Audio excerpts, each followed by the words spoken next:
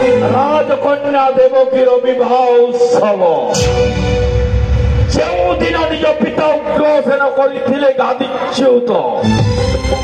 छजाइथिले कटुआल बेशे आउ तत्संगे संगे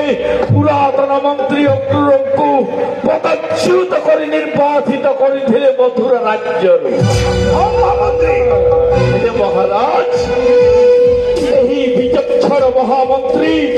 तार दूरदृष्टि बल जानी अक्रूरंक व्यक्तित्व महाराज बोले बोले आत्मगोपन करी पुरातन मंत्री अक्रूरंक वैशाली राज्य महाराज कहल महामंत्री छाबू कहल आत्मगोपन कर अक्रूर वैशाली ग्राम जानी महाराज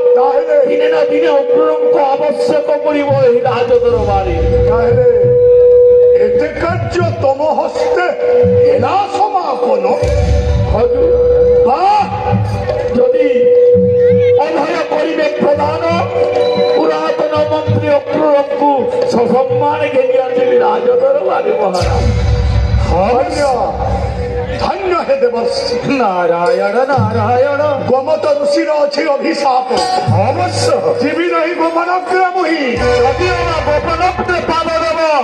मृत्युरा फाटी मृत्यु हेब जे तुम धनुजात्रा आलरे डाकी आनिबी मोरी भणजा द्वय कृष्ण बलराम प्रणाम चरणे देवर्षि नारद आयुष्मान भव शुभे शुभे धनुजात्रा हेउ समापन श्रीमन्नारायण नारायण नारायण श्रीमन्नारायण